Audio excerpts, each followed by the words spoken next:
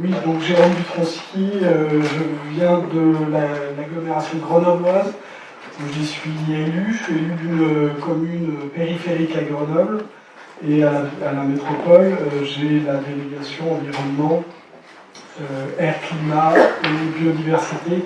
C'est sur ces questions-là que je vais intervenir cet après-midi. Alors du coup, je suis mis vraiment sur les questions de paysage, même si je parlerai de paysage institutionnel, et pas non plus énergéticien, en tout cas c'est pas ma délégation, même si sur la question de l'air, l'énergie et le climat, il me semble important de rappeler la jonction de ces thématiques les unes avec les autres et la nécessité d'avoir des politiques intégrées sur ces questions. Voilà, il a été évoqué tout à l'heure le fait que la lutte contre la pollution et le climat n'était pas forcément directement en lien avec la transition énergétique, c'est vrai et c'est faux. J'essaierai de vous dire, à mon sens, pourquoi c'est absolument nécessaire effectivement de rejoindre les deux. Voilà pour la présentation. Vous voulez redire quelque chose ou j'enchaîne? Vous lancez l'après-midi et qui va s'enchaîner comme ce matin sur le même rythme d'une certaine manière, jusqu'à ce qu'on puisse en fin d'après-midi faire une table ronde que Georges Jens animera avec les intervenants de l'après-midi. Voilà. Bien. Alors j'ai beaucoup de diapositives, mais je vais probablement les passer très très vite. Donc la métropole grenobloise, en quelques mots, une agglomération qui aujourd'hui compte 49 communes, près de 450 000 habitants. Pour ceux qui connaissent, une agglomération qui est entourée de grands massifs. Sur cette photo-là, enfin sur ce schéma-là, on voit bien effectivement le Grenoble au centre et le fameux Y grenoblois avec la branche qui va vers Lyon, la branche à l'est qui va vers Chambéry et puis une branche qui va vers le sud. La métropole grenobloise, donc métropole depuis peu de temps, puisque c'est en janvier 2015, à l'occasion de la loi MAPTAM, dite d'affirmation des métropoles, que les transferts de compétences ont lieu entre les communes et cette nouvelle échelle institutionnelle. Alors beaucoup de compétences, en tout cas pour la métropole de Grenoble qui était très peu intégrée, qui n'était qu'une communauté d'agglomération. On a sauté tous les échelons d'un seul coup pour devenir métropole, en récupérant les voiries, l'urbanisme, l'habitat, l'environnement pour une part, et l'énergie, et c'est là un sujet qui nous intéresse particulièrement aujourd'hui. Il me semble important de dire que c'est une modification institutionnelle majeure dans la construction et dans la mise en œuvre de politiques à un échelon local, mais que le législateur aurait pu aller encore plus loin, puisqu'aujourd'hui on parle de bassin de vie, c'est là où les gens habitent, c'est là où les gens travaillent, c'est là où les gens se déplacent, et c'est souvent, en tout cas pour Grenoble, à une échelle un petit peu plus large, ce qu'on appellera l'ère métropolitaine que ça se passe. Aujourd'hui, du coup, je vous cite ce qui est dans le schéma de cohérence territoriale, donc de la région urbaine de Grenoble, où on parle effectivement d'équilibre de solidarité à l'échelle de ce bassin de vie, pour un certain nombre de raisons, la sauvegarde des espaces agricoles et naturels, l'équilibre des habitats, l'équilibre de la vie économique, et surtout, il me semble important aujourd'hui, puisqu'on parle de sobriété, de dire que un des enjeux de cette cohérence territoriale, c'est la limitation de l'étalement urbain. On est dans la sobriété sur la question de l'aménagement du territoire. Beaucoup de Scots aujourd'hui en France vont vers effectivement une préservation beaucoup plus grande de leur foncier, de leurs ressources, et l'étalement urbain est donc un élément fort à prendre en compte dans cette modification, qui aura un impact évident sur la manière dont on construira la ville demain. Ça a été largement discuté ce matin, je n'y reviens pas, mais une ville plus intense, mais plus désirable, avec finalement beaucoup de choses à construire. Juste un mot sur le fait qu'aujourd'hui, toutes les collectivités sont connectées. on ne peut plus vraiment faire de distinction entre l'urbain et le rural. On peut avoir des grands débats sur ces questions-là, mais je voulais rappeler qu'au moment de la COP21, une des nouveautés était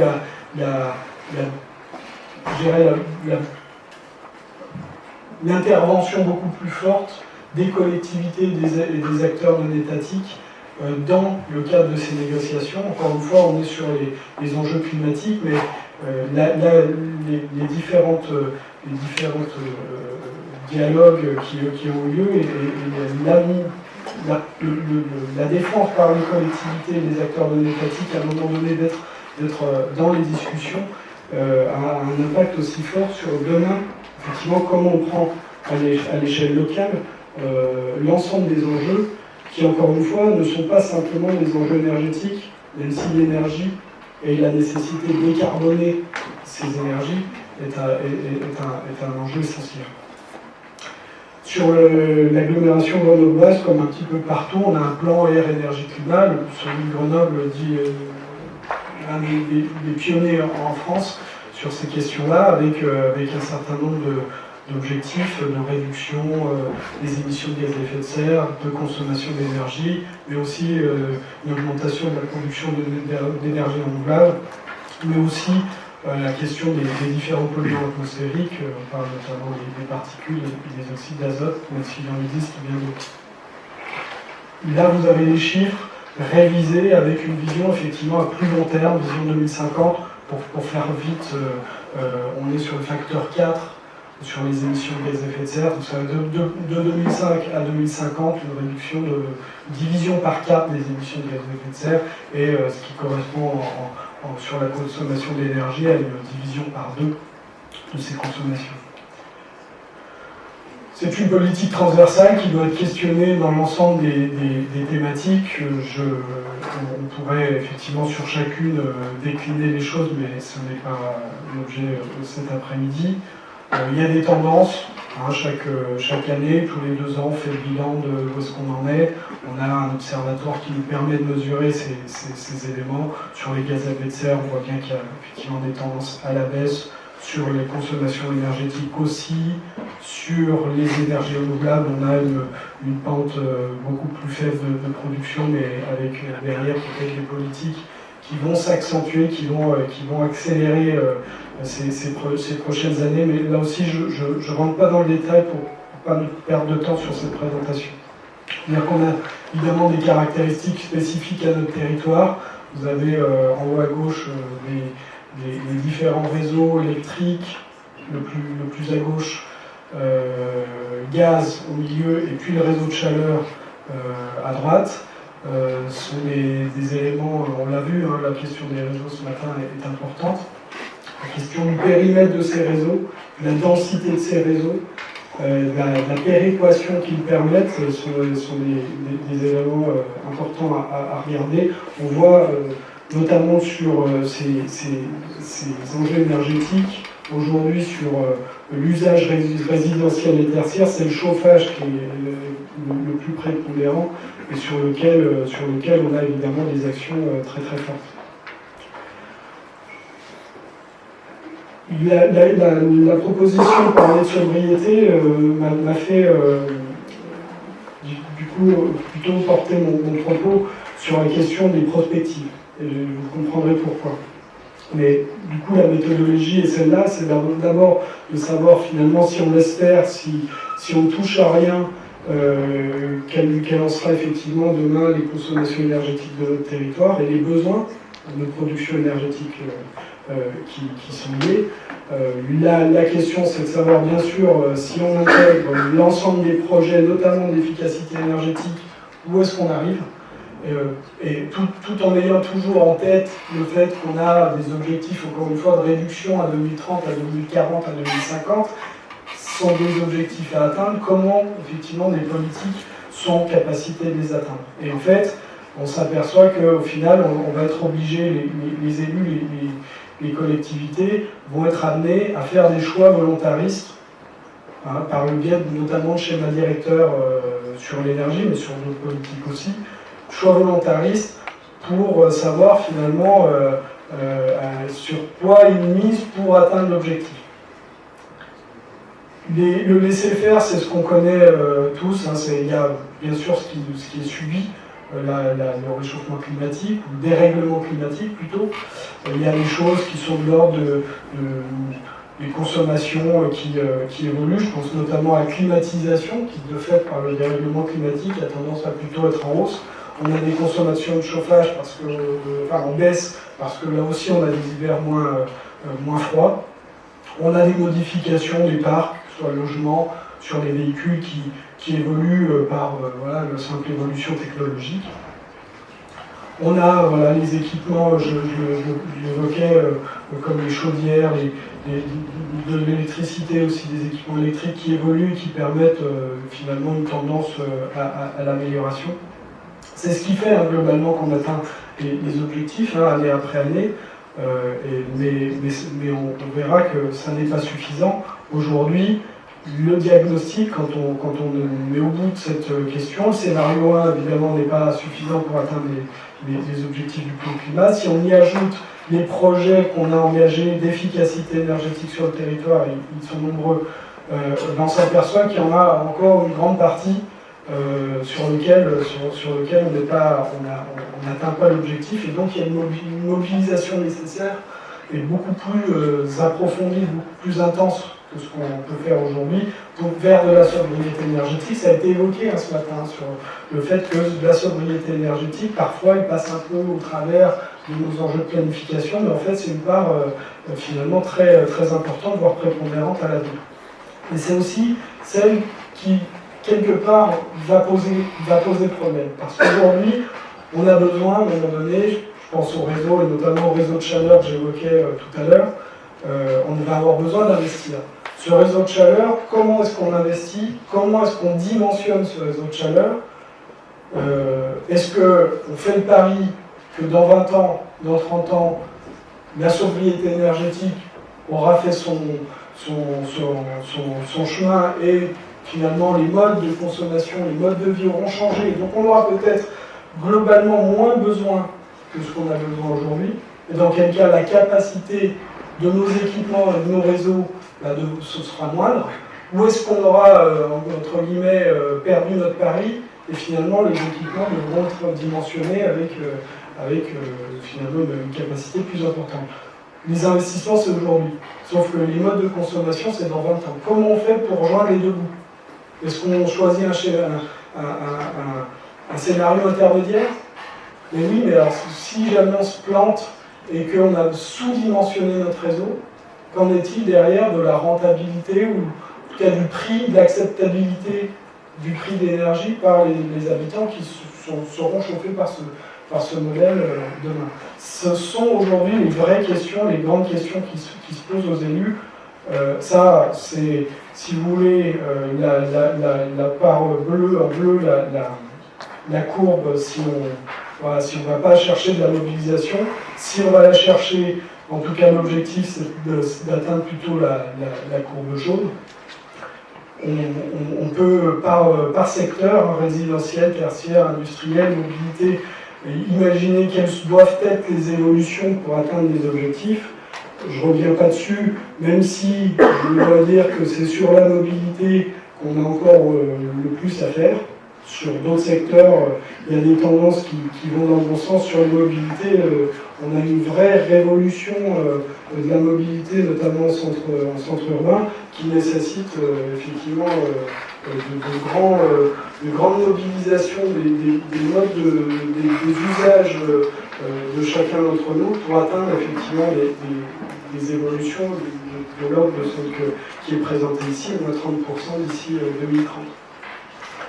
Et ça ne suffit pas encore. En tout cas, quand on fait tourner les modèles, alors qu'ils sont très théoriques, on s'aperçoit que on a une pente, effectivement, une courbe grise qui se rapproche de l'objectif, mais qui n'est encore pas suffisante.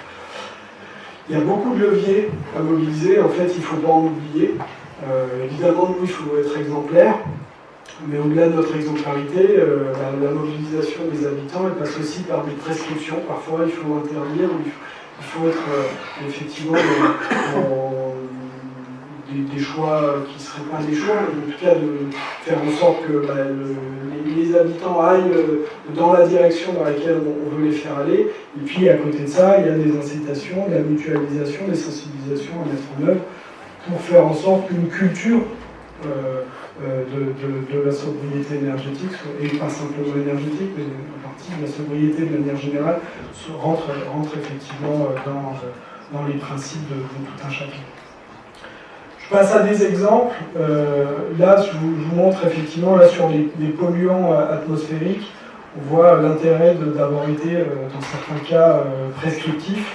Je pense aux oxydes de soufre, à différents polluants qui étaient plutôt des polluants industriels, issus de l'industrie, et qui, parce qu'à un moment donné, appliqué des règles, des réglementations et des normes, ont fait qu'on a drastiquement, en 10 ans, baissé la présence de ces polluants dans l'atmosphère. Demain, qu'en sera-t-il effectivement des oxydes d'azote ou des particules qui sont liés à un certain nombre de vecteurs, hein, que ce soit le résidentiel, les mobilités et l'industrie. Un exemple d'incitation sur notamment le chauffage au bois, où l'agglomération grenobloise, enfin la métropole grenobloise, avec d'ailleurs ses territoires voisins, a mis en place le premier grand territoire à mettre en place une aide de ce type pour faire inciter les habitants qui se chauffent au bois à renouveler leur appareil quand celui-ci est dit non performant, c'est-à-dire qu'il date d'avant 2002. Voilà. Il y a aujourd'hui des aides de 800 à 1200 € qui sont proposées, des cibles de plusieurs milliers d'appareils à remplacer sur le mandat, mais qui aura directement une conséquence sur les particules fines présentes dans notre air. Je vous ajoute cette diapositive en disant que c'est pas simplement, encore une fois, sur la question de la pollution qu'on agit, on agit aussi sur le fait que ces appareils énergétiquement sont beaucoup plus performants et donc permettent finalement à les gens de se chauffer aussi en améliorant leur facture à la fin du mois parce qu'ils ont un appareil finalement qui a besoin de moins de ressources pour fonctionner et leur proposer de la chaleur en quantité suffisante.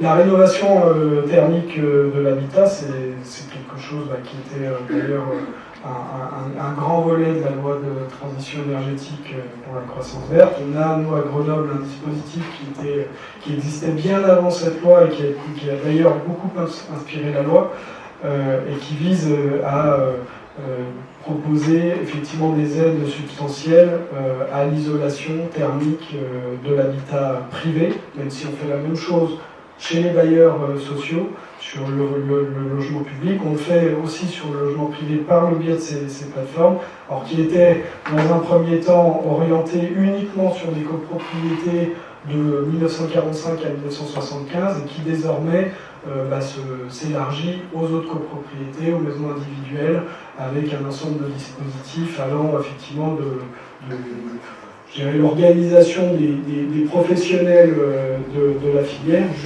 jusqu'aux professionnels financiers, avec des montages de dossiers simplifiés, avec des prêts à taux zéro, avec un certain nombre de moyens pour faire effet levier, faire en sorte que le maximum d'habitants, donc pas forcément des grandes ressources, puissent avoir un reste à charge le plus faible possible et permettre l'investissement effectivement sur ces domaines-là. De manière rapide, on a des bouquets de travaux qui vont, je dirais, du simple à l'exemplaire. Le bouquet premier, c'est celui de dire on fait d'abord les façades, les menuiseries et éventuellement, optionnellement, la ventilation. Le bouquet 2, c'est celui qui va ajouter à ça les toitures, notamment et les caves. Et puis l'exemplarité, c'est d'arriver finalement à un bâtiment rénové qui soit BBC, voire même BBC, avec encore des performances supplémentaires. Je parlais aussi dans les leviers de celui de la mutualisation, qui fait que par exemple aujourd'hui la métropole grenobloise lance une plateforme de valorisation des C2E, donc des crédits d'économie d'énergie, où là l'idée c'est de venir mettre dans un même chapeau les économies d'énergie réalisées et de monter des dossiers pour obtenir des financements issus de ce qu'on appelle les obligés, donc les fournisseurs d'énergie principalement, qui viennent à financer les économies d'énergie par ce biais de crédits spécifiques. Des énergies renouvelables et portées, en tout cas ouvertes aux citoyens. Il y en a aujourd'hui 2 projets, mais c'est des choses qui se multiplient. Je vous donne du coup des exemples qui sont désormais lancés sur la métropole. Un qui vise à mettre du photovoltaïque sur des parkings relais, sur des ombrières de parkings relais. Là vous avez une photo, on voit peut-être pas très bien, mais et donc ça, c'est un projet qui a fait en sorte effectivement de mobiliser énergéticiens, fonds publics, fonds régionaux. La SPLOZ, c'est un fonds effectivement régional en Rhône-Alpes, et puis la métro qui finance aussi une partie, et puis de laisser la porte ouverte effectivement à l'épargne citoyenne pour financer l'investissement de ces panneaux photovoltaïques. Même chose. Côté énergie citoyenne, Solaire d'ici, ça c'est une entreprise, une ESA qui vient de se créer et qui là se base sur à la fois un apport en toiture, des toitures de privé ou des toitures publiques, une épargne citoyenne et le fait qu'à la fin effectivement l'ensemble est géré et permet à l'investissement d'être rentabilisé et effectivement à chacun des acteurs investis de recevoir une part de dividende qui rentabilise encore une fois l'investissement. On fait de la pédagogie vers les scolaires, il y a beaucoup de projets, de défis. Je parle du défi ici des écoles à énergie positive. Ça me paraît important de vous dire parce que ça permet à la fois de faire la pédagogie vers les enfants qui apprennent ce que c'est que la transition énergétique, mais on parle aussi de déchets, on parle aussi de mobilité, on parle aussi d'eau potable, on parle de différentes ressources. Et en même temps, ça mobilise les services communaux sur le patrimoine communal qui est l'école. Et voilà, la bonne articulation des différents acteurs fait qu'aujourd'hui, on a de plus en plus d'écoles qui se lancent dans ces projets-là, ce sont des projets d'école. On n'est pas sur une classe, on est sur toutes les classes. Tous les enseignants sont impliqués et sur des choses qui marchent sur finalement une année, voire des fois reproductives d'une année sur l'autre. Sur la question des défis, il y a aussi le défi des familles d'énergie positive, que vous connaissez probablement, où là, on va plutôt accompagner des familles, des foyers, à faire des économies aussi d'énergie et faire, en fait, clairement réduire leur facture à la fin de l'année. Ça marche bien. Aujourd'hui, les résultats, c'est que chaque famille, sans forcément faire des grands efforts et de modifier très drastiquement leur mode de vie, arrive à une facture, en tout cas une consommation énergétique à la fin de l'année de moins 10%. Si on arrive à faire ça sur les 200 000 foyers de la métropole, c'est un vrai gain sur la partie effectivement consommation d'énergie. Aujourd'hui, malheureusement, c'est 50 familles qui participent à ça chaque année. Comment on fait pour passer de 50 familles à 200 000 familles? C'est voilà, là vous devez vous toucher à l'enjeu réel qu'il y a derrière. L'animation vers le grand public, c'est donc un des éléments importants à faire vivre. Là, je vous parle du schéma directeur déchets, mais juste pour vous dire que là aussi, on planifie. Là aussi, on cherche effectivement à réduire les ordures ménagères. Sachez que entre la poubelle de tri et la poubelle grise de toutes les ordures ménagères, on a généralement, enfin en tout cas nous chez nous, c'est ce qu'on observe, finalement un gros tiers de la poubelle grise qui devrait être dans la poubelle de recyclage, et inversement, vous avez un tiers de la poubelle verte, la poubelle de recyclage de tri, qui devrait être dans la poubelle grise. Donc quand on arrive déjà à essayer de faire comprendre aux gens quoi mettre dans quelle poubelle, on arrive à des gains assez importants.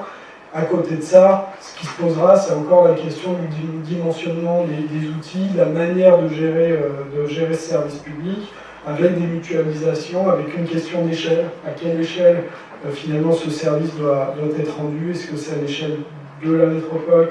Est-ce que c'est à l'échelle de l'aire métropolitaine? Ces questions aujourd'hui sont questionnées. Des filières de valorisation qui sont à développer.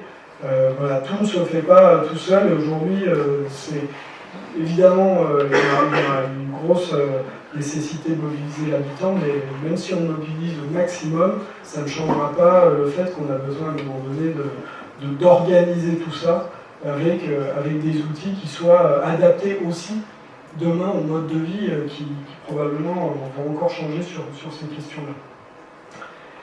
Sur l'espace public, il y a beaucoup de choses qui ont été dites, mais voilà, la métropole grenobloise travaille aussi sur cette transformation-là et le fait d'arriver à impliquer, finalement intégrer l'ensemble des enjeux. Je ne rentre pas dans le détail, on pourra en discuter. Et puis enfin, vous parlez de politique en termes de mobilité. Là aussi, si on veut être plus sobre en centre urbain, et bien alors ça veut dire qu'il faut transformer nos mobilités vers des mobilités plus douces, cyclables, piétonne. Là, vous avez l'évolution de la politique, enfin des usages cyclables sur l'agglomération grenobloise. On voit vraiment, effectivement, les choses évoluer toujours à la hausse. Ça prend encore plus d'ampleur aujourd'hui, et c'est des politiques qui, derrière, ont été quand même très visibles en termes de volontarisme et d'organisation de cette politique, notamment par le fait qu'aujourd'hui on vienne à développer des réseaux express vélo qui permettent d'aller d'un point de l'agglo à un autre sur des réseaux assez larges, sécurisés, et qui font que les gens, quand ils sont sécurisés, prennent largement plus facilement leur vélo pour aller travailler, pour aller en ville de manière générale, pour se déplacer. Un autre point, alors qui est très spécifique à l'agglomération grenobloise, nous avons été les premiers à lancer le concept de métropole apaisée, où l'idée, tout simplement, c'est de changer de paradigme, où aujourd'hui dans la ville, vous avez finalement une voiture reine et une vitesse à 50 km/h à peu près partout, et des exceptions à 30. Dans le cas de la métropole grenobloise, sur pratiquement l'ensemble des 49 communes, on a changé de concept en passant l'ensemble des voiries à 30 km/h et faisant du 50 l'exception. Avec derrière des enjeux de sécurité, avec des enjeux culturels, c'est-à-dire que on dit aux gens, là où vous roulez à 30, c'est parce que vous êtes finalement dans un quartier résidentiel où on ne roule pas parce qu'on peut avoir une poussette qui traverse, un enfant sur le trottoir, on peut avoir effectivement, voire même, encore une fois, sur un espace public complètement modifié. Et inversement, vous avez des rues qui restent des rues de transit. Celles-ci sont exceptionnellement laissées à 50. Ça a un intérêt au-delà de ce qu'on peut dire sur la qualité de l'air, ça a un intérêt sur le report modal, et celui-ci indirectement va améliorer la qualité de l'air. Par contre, avant d'améliorer la qualité de l'air, il y a un vrai intérêt, et ça on n'en parle pas suffisamment souvent à mon avis, c'est la question du bruit et des nuisances sonores, où une voiture qui roule à 30, par rapport à 50, ne va pas forcément générer beaucoup moins de bruit. Par contre, si elle ne s'arrête pas, si elle n'a pas d'effet de décélération et d'accélération, si le trafic est plus fluide, et il l'est de fait en roulant à une vitesse plus réduite, alors là, par contre, on gagne des décibels en termes de bruit, et c'est là tout l'intérêt. Je suis quasiment au bout, c'est la dernière diapositive pour dire aussi que sur l'agglomération grenobloise, nous avons depuis janvier 2017 une nouvelle réglementation qui s'applique, alors là pour le coup, aux acteurs de la logistique. On a travaillé pendant 3 ans avec eux sur le fait d'arriver à finalement avoir une régulation en faisant que sur le centre urbain, il ne rentre que les véhicules, ou en tout cas qui ne rentrent plus les véhicules les plus polluants, et ça représente finalement très peu du parc, mais qu'en contrepartie de cette restriction, on mette en place des centres de distribution urbaine où finalement, pour le dernier kilomètre, les marchandises vont utiliser plutôt des véhicules électriques ou en tout cas des véhicules moins polluants. Et ça se fait aujourd'hui sur l'agglomération grenobloise, à la fois sur les toutes marchandises, mais aussi sur le froid, puisqu'on a avec le marché d'intérêt national développé effectivement un centre de distribution urbaine, qui fonctionne. Voilà, je suis au bout de ma présentation. Peut-être juste en termes de conclusion, dire que ça, comme sur tous ces sujets, on pourrait considérer de manière lointaine que c'est des approches très techno, planification, outils, investissement. La problématique qui se pose, c'est qu'avant même d'en arriver à ces questions-là, à ces questions d'investissement et de technologie, il y a la question de par quel point d'entrée on passe, quel est finalement l'objectif, comment définir l'objectif. Et pour vous donner un exemple, aujourd'hui, il paraîtrait illusoire de remplacer les véhicules à consommation thermique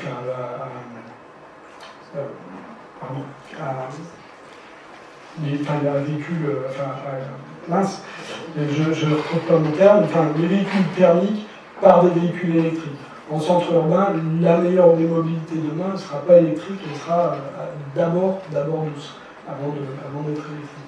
Donc la question de savoir si on met des bornes électriques partout, du coup elle est questionnée.